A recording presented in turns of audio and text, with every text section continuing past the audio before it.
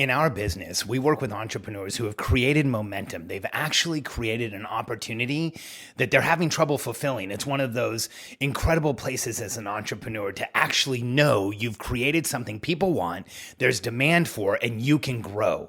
One of the biggest challenges we see with our new clients is that they have scaled, but they have not let success drive their scale. That's the only way to win.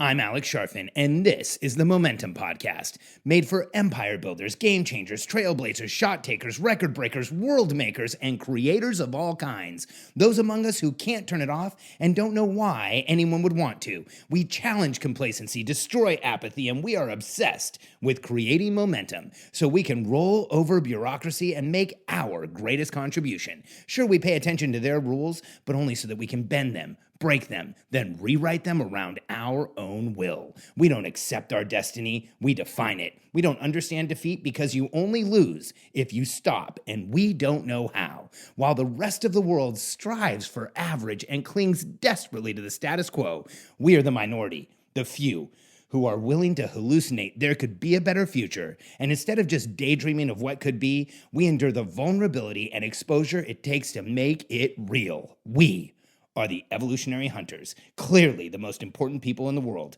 because entrepreneurs are the only source of consistent, positive human evolution, and we always will be.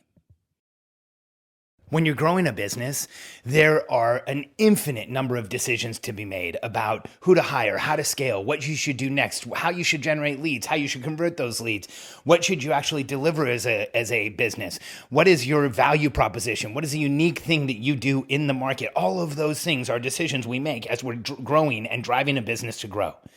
And what seems obvious is that we should scale the infrastructure of the business, the people we hire, the processes we document, the projects that we create and execute. We should do all of those around the success of the business. However, here's what we see happen so often with entrepreneurs who are growing a business, especially those who are well-funded. So let me explain to you what I mean by that. If you're an entrepreneur who has cash, if you're somebody who's starting a business, but maybe you have money from before, or you're well-funded, or you've been successful in the past and you're starting a business now, that can actually be dangerous, because here's what we see happen all the time with entrepreneurs who are growing a business that are not scaling around the opportunity. What we see is they're scaling around the perceived opportunity. And here's what I mean by that. Instead of scaling by saying, what does the business need next? Instead of analyzing the 5 core functions and looking at lead generation, lead nurture, conversion, delivery, retention, resell, and upsell, and saying, where is it we need to create the next project, document the right process, hire another person? What happens so often is that entrepreneurs scale around a perceived opportunity. They start thinking there's an opportunity coming, and they start hiring people and putting process in place for the opportunity that could be there, but isn't there yet. And one of the most dramatic of the examples of this, and one of the most embarrassing, is me. I'll be very candid and clear with you. We all get confused at times in our business, and we all use the wrong inputs and the wrong data to make decisions. And years ago, when I first introduced this entrepreneurial personality type content, it was like a bomb went off. I was invited on stage at Genius Network and at Titan Summit and at ClickFunnels and at event after event, and we got tons of attention, and we got calls from newspapers and magazines, and people wanted articles, and I was on hundreds of podcasts, and I got interviewed all over the place. I got on local TV. It was like so many people were interested in the entrepreneurial personality type content that we started hiring people to support it. I hired a writer. I hired an artist. We hired people that were going to help us support this huge opportunity we were creating. But you know what we were doing? We were making a lot of noise, but we weren't actually scaling anything. I was bringing in people to do stuff, but they weren't actually building around a business. And here's what happened to me and happens to so many entrepreneurs. It's hard to admit, but sometimes we want to scale so bad, we want to move forward so bad, we actually force scale. We start hiring people that we don't really need, and we actually force growth by hiring people that there isn't really something to do there, but we feel like we can anticipate it and they'll help us solve it. We start hiring people to figure things out for us in the business plan, which that never works. That's hiring success. And that's just one of the most difficult things to do. In fact, go back and listen to my podcast called You Can't Hire Success. There's a reason. You can't buy success either. You have to do it yourself.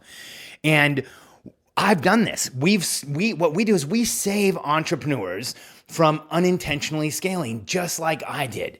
Because here's what I had to do, and here's what so many of our clients have to do. I had to stop and assess where I was. I had to realize we were selling very little consistently, and I had a team supporting really no consistent revenue. And I had to make the very difficult decision in July of 2017 to cut everything off. We went all the way down to one single team member. And really, our revenue was such that that's where we should be. We cut it all the way down, and that's July of 2017. It's not that long ago. Today, we have a $3 million a year run rate business that is growing like crazy, that's profitable, that we're excited about. And I can tell you that I absolutely believe that it came from that time of where we cut down the pressure and noise, we pulled back any scale that we had that was driven by anything other than success, and we actually scaled around an opportunity. That's really the only way to do it. Because when you scale around an opportunity, when you ask yourself, what do I need in terms of lead gen, nurture, conversion, retention, delivery, retention, resell, and upsell, when you're clear about what's actually going to move the company forward, you scale way faster, and it makes everything move forward faster. Because here's what happens when you scale too fast. One, your team members will be underutilized. I know I was in that place. I had team members that really didn't know what to do, but they were doing activities because they had been hired to do activities. And so I had team members that really didn't have clarity, didn't have clear outcomes, weren't being managed in a way that created momentum. And it was hard for them, and it was hard for me. That managing people who don't really have clear outcomes, who don't really have a purpose, that is a ton of operational drag. It was painful. When you scale too early, you also cause massive noise within your team. Because here's the only way to scale correctly. You have to have a team that absolutely needs another person. You have to have a team that is desperate for another person. And then when you add that person, they're assimilated quickly, they become productive quickly, and you adopt them and absorb them as a team, and they become productive like crazy. When you bring somebody in who doesn't have a real job, they know it, you know it, and everyone on the team knows it, but you know what's so weird is so often you don't talk about it.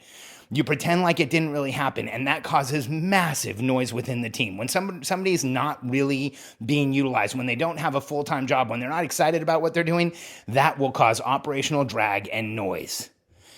And when the team isn't clear and focused on real outcomes that are driving success, that are actually creating an even bigger opportunity, you will have massive conflict and chaos on your team. If you have conflict and chaos on your team right now, chances are they're not clear about what success is. If you have conflict and chaos on your team right now, chances are that they're not clear about how to really drive scale and how to really grow the business. Because when teams are excited, when they're moving forward, when they're making things happen, there's no conflict.